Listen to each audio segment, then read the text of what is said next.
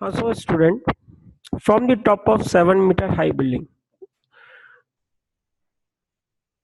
तो ये बिल्डिंग हमारी होगी जिसकी हाइट 7 मीटर। इसके टॉप से एलिवेशन एंगल बना केबल टावर के टॉप का 60 डिग्री। ये हमारा हॉरिजॉन्टल लेवल हो गया।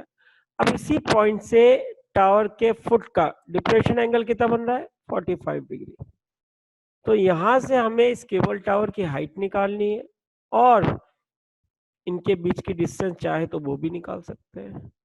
तो आई होप एनिमेशन से कुछ कॉन्सेप्ट क्लियर हुआ होगा। तो हम इसका बोर्ड पे सोल्यूशन देख लेते हैं, वहां पे वापस एक बार चेक करते हैं कि क्या क्वेश्चन कह रहा है। ओके, सो स्टूडेंट, क्वेश्चन की लैंग्वेज के हिसाब से अपने को क्या करना है? अपने को क्या बोला गया है?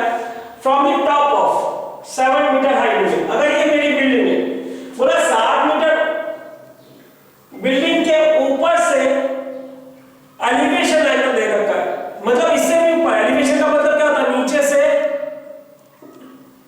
किसका? एक केबल टावर दे रखा है, ये मान लिया मेरा केबल टावर है। तो angle of elevation from the top of 7 metre high building, मतलब इस पॉइंट से बात हो रही है। इस पॉइंट से एलिवेशन की बात हो रही है, मतलब अगेन इससे भी ऊपर जाना। From the top of the cable tower, इसका एलिवेशन एंगल की बात हो रही है। ये अपने को दे रखा है 60 डिग्री। तो यहां पे हॉरिजॉन्टल लेवल पहले बना लेते हैं, क्योंकि कोई आदमी खड़ा है तो वो नॉर्मली सीधा देखेगा। तो इसका हॉरिजॉन्टल लेवल क्या आ रहा है? यहां पे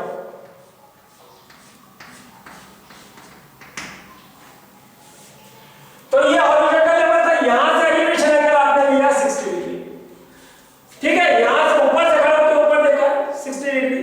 अब यहीं से वो केबल टावर के फुट को देख रखा है, तो नीचे देखना होगा तो ऊपर से नीचे आना पड़ेगा, तो डिप्रेशन है। तो ये उसका हॉरिजॉन्टल लेवल है, जो भी आदमी यहां बैठा है। अब उसको फुट में देखने के लिए इस लेवल को नीचे लाना पड़ेगा।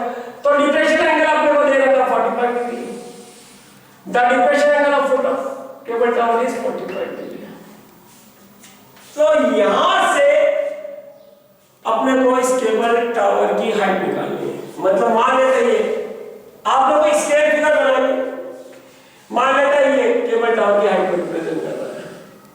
ये निकालनी है अपने को height of cable tower, h metre. Okay, naming कर लेते हैं, कुछ बिल्डिंग को रिप्रेजेंट कर लेते हैं। A B C D E। जहां ट्रायंगल के जहां एंगल होंगे वो वाले ट्रायंगल की नेमिंग होनी चाहिए, कोई कंफ्यूजन नहीं होना चाहिए। पहली चीज,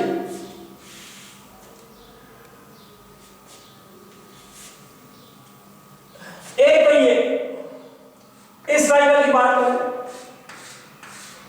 क्योंकि डिप्रेशन एंगल दिया गया था 45 डिग्री, तो z एंगल से या अल्टरनेट एंगल से ये हो गया कितना? 45 डिग्री, है ना? ये अल्टरनेट एंगल हो गया, तो ये एंगल हमारा कितना हो गया? 45 डिग्री। तो इस ट्रायंगल को जब लेंगे तो परपेंडिकुलर यूज कर सकते हैं और बेस को मान लेते हैं x। बेस है क्या? दोनों के बीच की डिस्टेंस, जिसको हम मान लेते हैं x। आपने को केबल टावर की हाइट निकालनी थी, जो कि मैंने ऐसे डिनोट कर रखी है, पूरी ऐसे निकालनी है। पर ये देखिए, क्योंकि ये 90 डिग्री के फिगर मान के चलते हैं कि जब कोई भी चीज जमीन पे खड़ी है तो वो 90 डिग्री पे खड़ी है, तो परपेंडिकुलर ऑन सेम लाइन, एक ही लाइन में परपेंडिकुलर बनाओ तो वो पैदा होता है। तो इनडायरेक्टली ये रेक्टेंगल बोलो या पैराग्राम बोलो, थ्योरेटिकली, क्योंकि हमें ज्योमेट्री का क्वेश्चन सॉल्व नहीं करना पड़ेगा, सॉल्व नहीं करना तो एक एक चीज लिख के बताने की जरूरत नहीं है। ये हमारे लिए रेक्टेंगल या पैराग्राम का काम करता है। तो अगर ये 7 है तो ये भी 7 होगी। इसको अपन 7 से डिनोट करते हैं। तो पूरी हाइट h है, इसको 7 से अपन ने डिनोट किया। इसको पूरी हाइट आपने मान रखी है h। मेरी जो आदत होती है, जो निकालना होता है उसको मान लेता हूं। तो जब ये वाला ट्रायंगल लेंगे तो उसका परपेंडिकुलर क्या होगा? अगर लगाइए तो पूरा h है और यहां से यहां तक 7 है, तो ये वाला जो होगा परपेंडिकुलर, ये ये होगा पूरा h में से 7 आ जाएगा, तो इसकी ये जो बनेगी अपनी क्या बनेगी,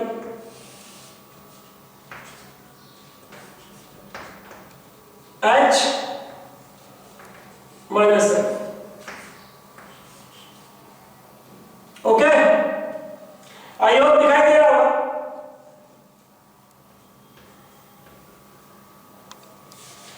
तो इसका परपेंडिकुलर h माइनस 7, इसका परपेंडिकुलर 7, h माइनस 7 कैसे, क्योंकि आपने पूरी हाइट ऑफ केबल टावर को आपने मान रखा था h, इस पूरी हाइट को आपने h मान रखा था, और ये 7 था तो ये 7 था, तो ये परपेंडिकुलर कितना हो जाएगा, h माइनस 7। तो हमारे पास दो ट्रायंगल वर्किंग ट्रायंगल आ गए, जिसे हम बोलते हैं वर्किंग ट्रायंगल। इनमें से परपेंडिकुलर बेस के कारण tan थीटा लगेगा, सॉल्व करने के आंसर आएगा। तो हमने क्या माना, पहली चीज तो हमने केबल टावर की हाइट मानी, पूरी हाइट को हमने h माना।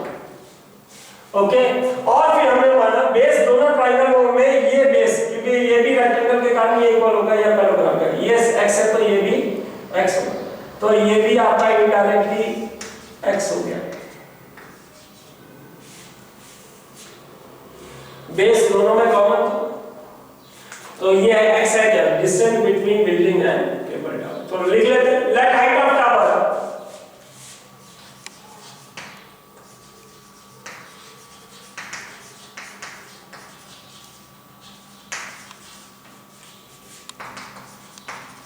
h metre and distance between building and tower, building and tower भी कितनी वाली x। बाकी आपको ये पता लगा, ये डिप्रेशन एंगल की बात था 45, तो z एंगल के कारण ये 45। अब अपना इस ट्रायंगल में बात करें, in triangle ABC, in right triangle ABC, tan theta is equal to P by T, that is AB upon BC। Theta इसमें 45 दे देता है, tan 45, AB आपको 7 दे रखा है, BC हो गई x। tan 45 की value 1 is equal to 7 by x, cross multiply करेंगे तो x is equal to 7, equation number 1। Similarly, in triangle ADE,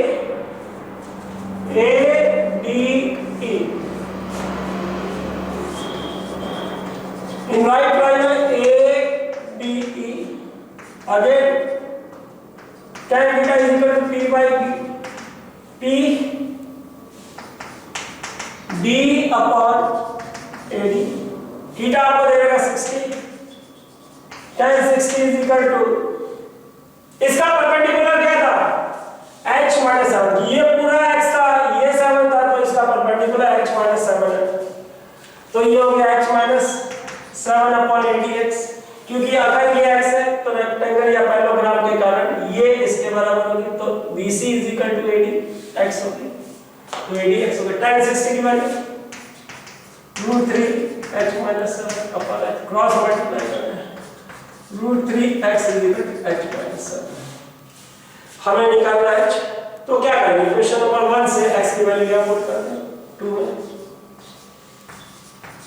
using equation 1 और 2,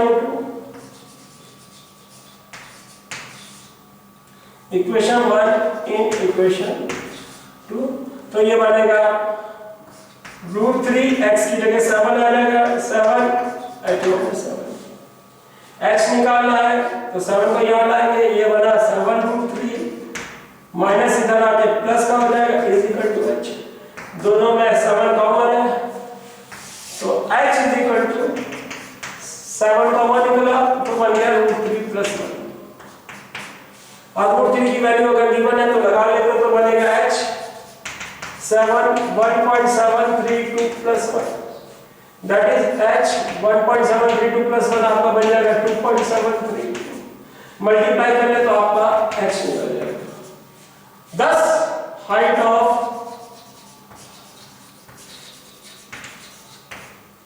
cable tower